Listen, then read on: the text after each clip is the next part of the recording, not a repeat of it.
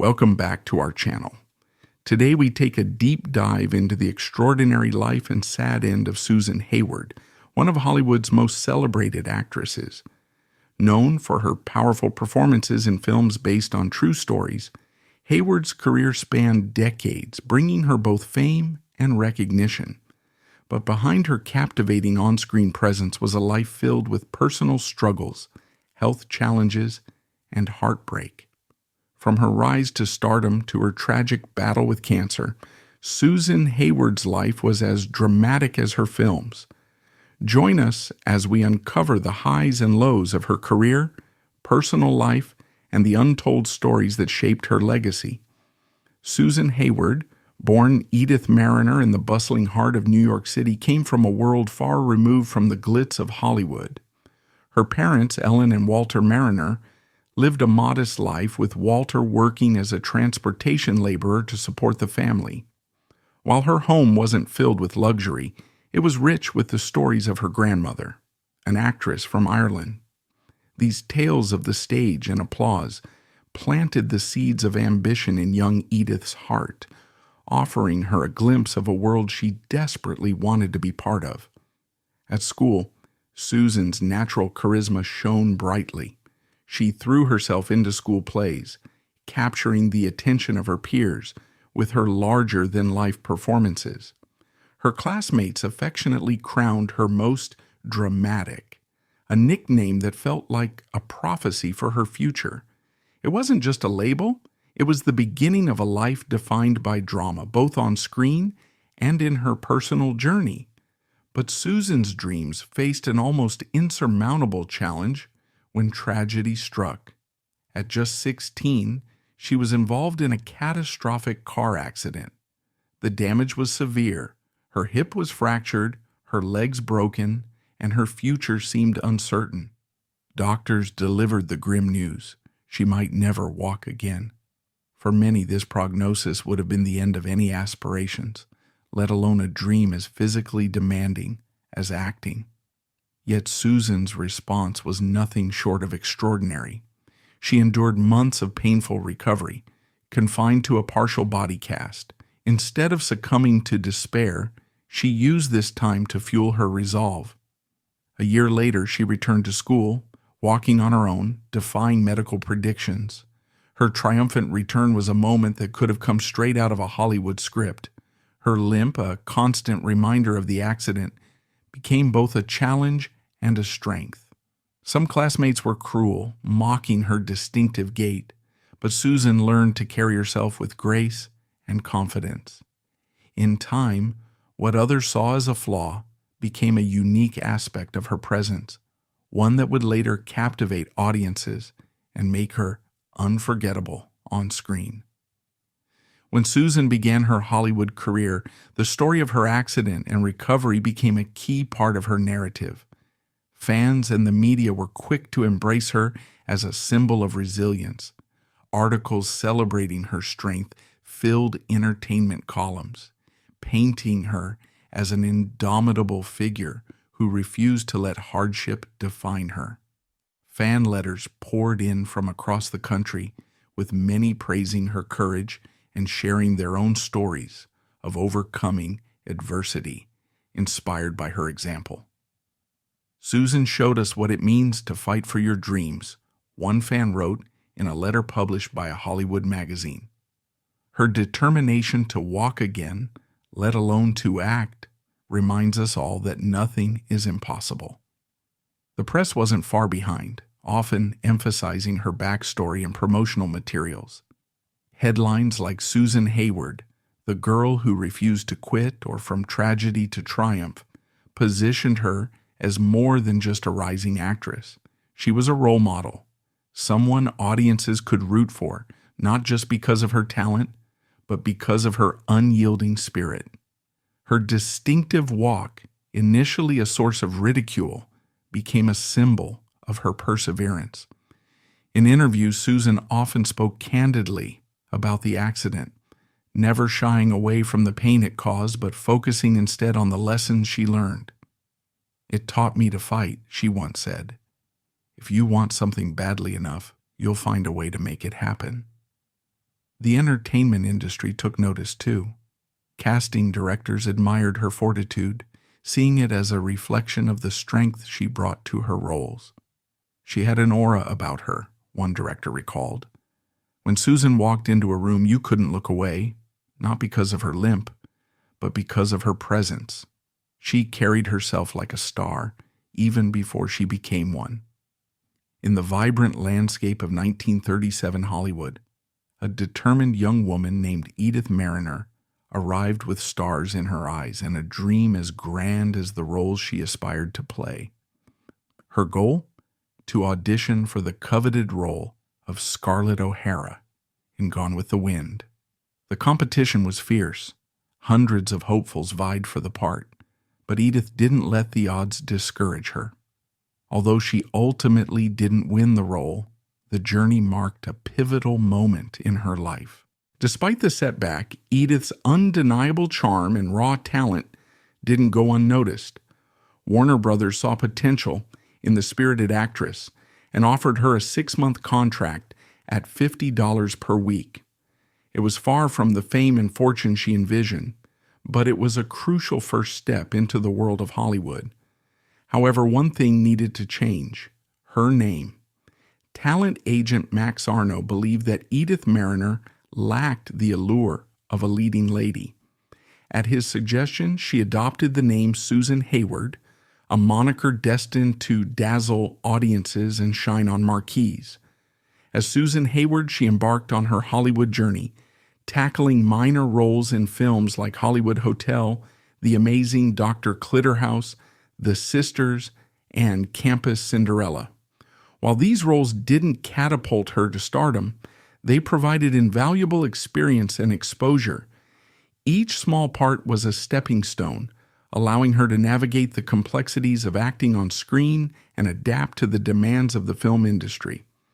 In 1938, Susan landed her first significant role in Girls on Probation, where she shared the screen with Ronald Reagan.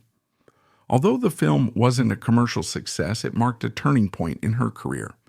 For Susan, the experience was less about box office numbers and more about proving her capabilities as an actress.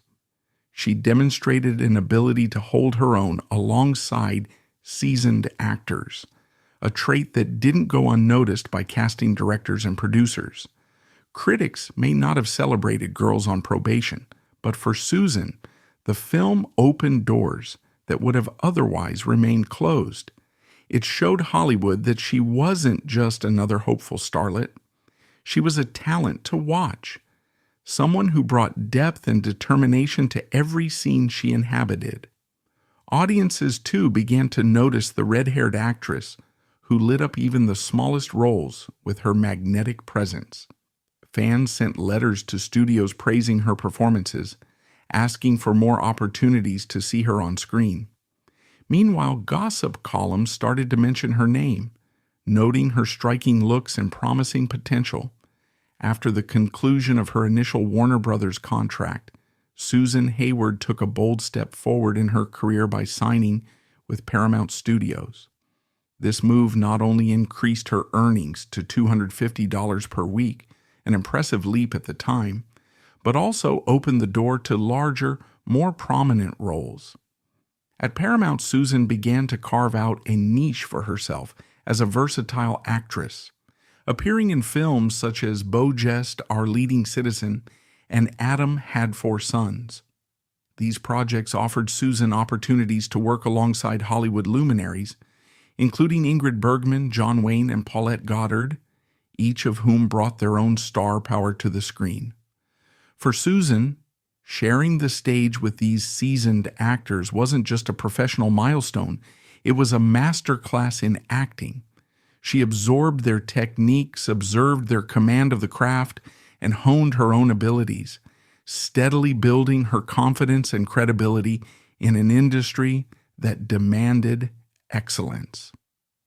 The year 1943 marked another milestone in her career when she appeared in the musical Star-Spangled Rhythm. The film, a lively and patriotic ode to American entertainment during wartime, showcased Susan's charisma and undeniable screen presence. Though her role wasn't the film's centerpiece, it highlighted her growing appeal and endeared her to audiences. Critics began to take note of her ability to stand out, even in ensemble casts, and fan mail started pouring in, reflecting her rising popularity. But it was Susan's partnership with producer Walter Wanger that truly transformed her career. Signing a 7-year contract with Wanger was a strategic move that allowed her to take on more significant, challenging roles. Wanger, known for his knack for nurturing talent, recognized Susan's potential to be more than just another actress. He saw her as a star. This collaboration culminated in her breakout performance in Smash Up, The Story of a Woman, 1947. The emotionally charged film told the tale of a singer grappling with alcoholism and personal turmoil, a role that demanded both vulnerability and strength. Susan's portrayal was nothing short of riveting, capturing the attention of audiences and critics alike. For the first time, she was nominated for an Academy Award for Best Actress, a moment that validated her as one of Hollywood's most promising talents. The impact of Smash Up extended far beyond the awards circuit. It redefined Susan's career trajectory, positioning her as a leading lady capable of carrying complex, emotionally driven stories. Fans praised her for her raw authenticity, while industry insiders marveled at her ability to balance fragility and tenacity in her performance.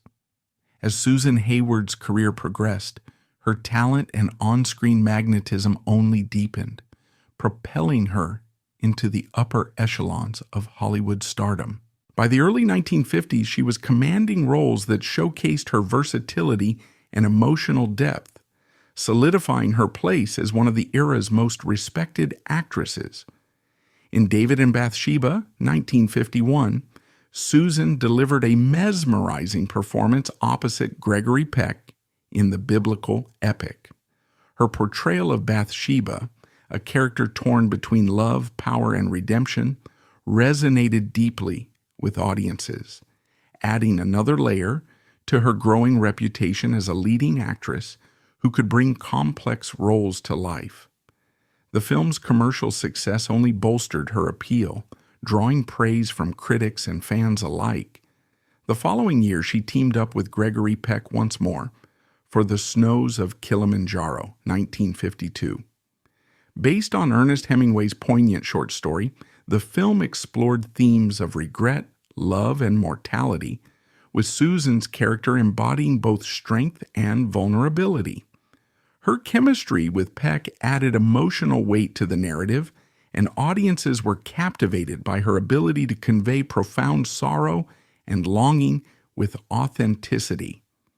Her role in I'll Cry Tomorrow, 1955, marked a turning point, further cementing her reputation as a fearless actress, unafraid to tackle challenging material. The film, a biopic about actress and singer Lillian Roth's struggles with alcoholism, demanded a deeply raw and emotional performance. Susan delivered with breathtaking honesty, bringing Roth's pain and resilience to the screen in a way that felt both personal and universal. Not only did the role earn her critical acclaim and a prestigious Cannes Award, but it also showcased her versatility as a performer. Remarkably, she used her own singing voice in the film, adding another layer of authenticity to the character. By the time Susan took on the role of Barbara Graham in I Want to Live, 1958, she was already an established star, but this performance elevated her to legendary status. The film was based on the true story of Graham, a woman convicted of murder and sentenced to death. Susan's portrayal was nothing short of transformative.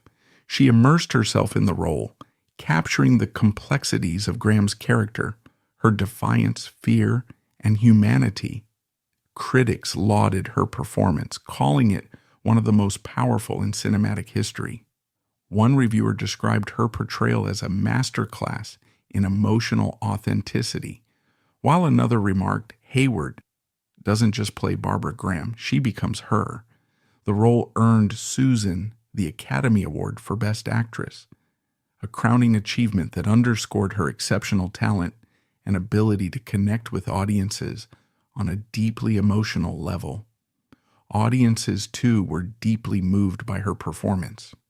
Letters flooded into studios, with fans expressing their admiration for Susan's ability to humanize a controversial figure. Her work in I Want to Live was credited with sparking public discussions about capital punishment, showing the profound impact her artistry could have beyond the screen. One of the darkest chapters in Susan Hayward's illustrious career stems from her involvement in the 1956 film The Conqueror.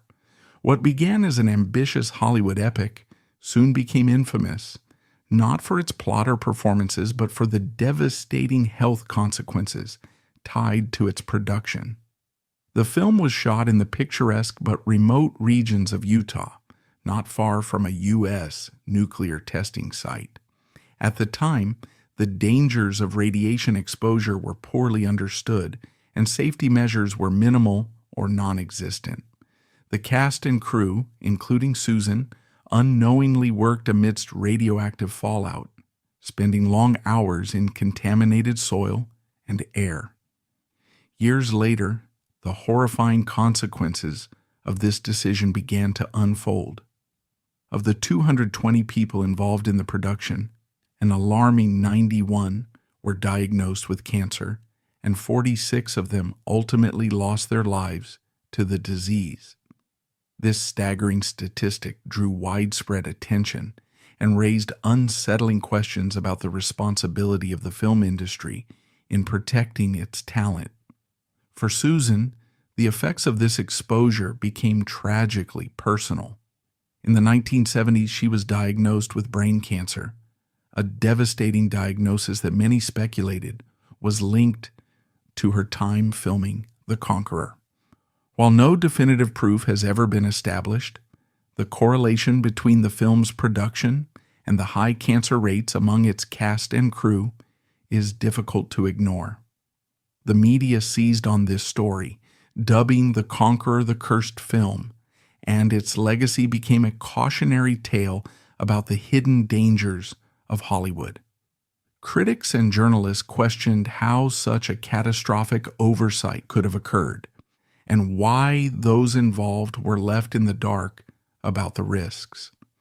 The controversy also highlighted the broader lack of accountability in an industry that often prioritized profit over safety. For fans of Susan Hayward, the revelations were heartbreaking. They struggled to reconcile the image of the glamorous, resilient actress they adored with the grim reality of her suffering. Many expressed outrage at the circumstances that may have contributed to her illness, viewing her as an innocent victim of a system that failed to protect her. Despite the shadow cast by The Conqueror, Susan faced her diagnosis with the same strength and determination that had defined her life and career. While the tragedy surrounding the film remains a somber reminder of Hollywood's sometimes reckless pursuit of spectacle, it also underscores Susan's resilience. She continued to inspire those around her, even as her health deteriorated. Beyond the glitz and glamour of Hollywood, Susan Hayward's personal life unfolded with as much drama and emotion as any of her iconic films. Her first marriage to actor Jess Barker during the World War II era seemed like a romantic match made in the golden age of cinema. Together they had twin sons, Gregory and Timothy, and for a time, the family represented the idyllic image of Hollywood success. However, life behind the scenes was far from perfect. Their marriage was tumultuous, fraught with the challenges of raising children under the intense scrutiny of fame. The pressures of their high-profile lives eventually took a toll, culminating in a bitter divorce in 1954. The end of their union was a deeply distressing period for Susan, leaving emotional scars that even her closest friends noted were hard for her to overcome. Her distress was palpable, but true to her resilient nature, she pressed forward, determined to find stability and happiness. In 1957, Susan found a second chance at love when she married businessman Floyd Eaton Chocolate. A man far removed from the Hollywood spotlight, Floyd offered her a life of simplicity and stability. They settled on a serene farm in Georgia, where Susan discovered a sense of peace she had long yearned for. Far from the bright lights of Los Angeles, this chapter of her life was one of genuine contentment. Their bond was deep, and by all accounts, their marriage was filled with love and mutual respect. Tragically, this happiness was not to last. In 1966, Floyd succumbed to hepatitis, leaving Susan heartbroken once again. The loss of her beloved husband was a devastating blow, one that shook her to her core. The once vibrant and determined actress found herself retreating from the public eye, unable to reconcile her grief with the demands of her career. Seeking solace, Susan left Hollywood behind and relocated to Florida, where she could grieve in solitude, away from the prying eyes of the press and her adoring fans. The move marked a significant shift in Susan's life. In Florida, she stepped away from the frenetic pace of Hollywood, opting for a quieter existence. Her retreat was not merely an escape, but a necessary act of self-preservation. For someone who had spent decades in the spotlight, this period of reflection allowed Susan to process her loss and recalibrate her life. Fans who followed Susan's career closely were deeply empathetic toward her struggles. Many wrote letters of support expressing their admiration for her strength and resilience. Magazines of the time often commented on the outpouring of love she received, noting how her ability to endure personal heartbreak only deepened the public's respect for her. By the 1960s, Susan Hayward's career, once marked by consistent success and critical acclaim, began to wane. The golden age of Hollywood was shifting, and new faces were emerging, making it more challenging for seasoned stars to find roles that match their talent and legacy. For Susan, the decline in career opportunities coincided with a far more personal battle: her health. In 1973, Susan's life took a devastating turn when she suffered a seizure that led to the diagnosis of brain cancer.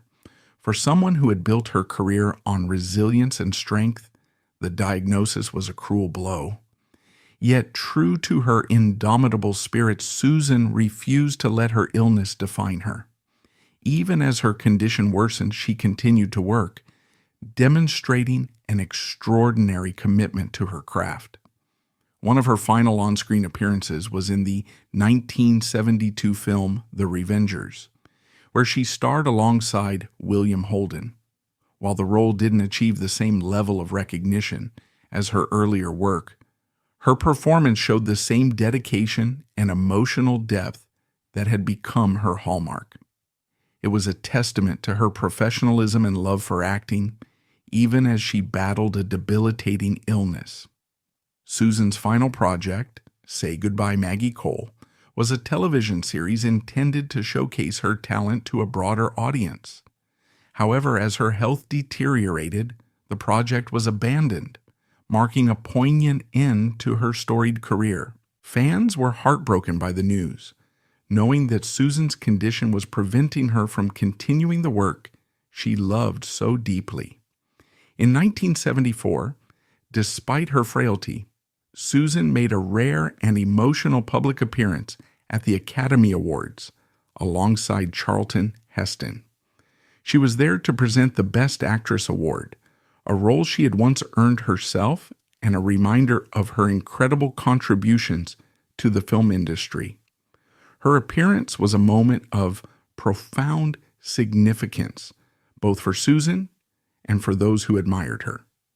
The audience, many of whom had watched her rise to fame and witnessed her unforgettable performances, was moved to see her on stage. Though visibly weakened by her illness, Susan carried herself with grace and dignity, embodying the strength and determination that had defined her both on and off the screen. It was a bittersweet moment, as fans and colleagues alike celebrated her legacy while grappling with the reality of her declining health. Fans took to letters, newspaper columns, and fan clubs to express their admiration for her courage. Seeing Susan Hayward stand there, even in her frailty, reminded us all of the star she's always been. One fan wrote in a tribute. Others remarked on the emotional weight of the moment, noting that it encapsulated her enduring spirit, one that refused to be dimmed by adversity. On March 14, 1975, Susan Hayward's remarkable journey came to an end as she passed away at her Beverly Hills home following a seizure. She was just 57 years old.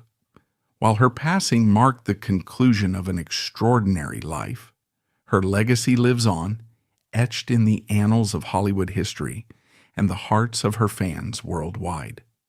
Susan's contributions to the world of cinema are celebrated not only for the accolades she earned, but for the profound impact of her work. Her Academy Award for I Want to Live remains a testament to her unparalleled ability to bring depth and humanity to her characters.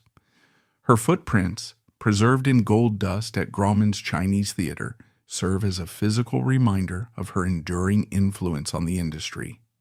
Meanwhile, her star on the Hollywood Walk of Fame shines brightly, attracting visitors who continue to honor her contributions to the art of acting. Films like Smash Up, The Story of a Woman, and I Want to Live are more than just cinematic achievements. They are cultural landmarks that highlight Susan's ability to tackle challenging, deeply emotional roles with authenticity and grace. These performances have inspired generations of actresses, many of whom have cited her as a trailblazer who redefined the expectations of women in Hollywood. Beyond her professional accomplishments, Susan Hayward's life story resonates on a deeply personal level with her fans. Her resilience in the face of adversity, whether overcoming the challenges of her early life, enduring personal heartbreak, or battling illness, has become a source of inspiration. Fans continue to share stories of how Susan's work shaped their own lives, offering strength and hope through her portrayals of complex, defiant, and ultimately human characters. Social media, fan forums, and retrospectives regularly celebrate her legacy, with admirers reflecting on her influence. One fan eloquently wrote, "Susan Hayward didn't just play strong women, she was one. Her strength continues to inspire me every time I watch her films." Such sentiments are echoed by modern actresses, film historians, and audiences who recognize her as a pioneer in bringing emotional authenticity to the screen. Thank you for watching our video on the life and sad end of Susan Hayward. We hope you found her story as fascinating and emotional as we did. From a young woman who overcame adversity to become one of Hollywood's most iconic stars, to the tragic and untimely end to her life, Susan Hayward's journey reminds us that even the brightest stars face their own struggles. If you enjoyed this video, don't forget to like, comment, and subscribe for more incredible stories from the world of entertainment. See you next time. You.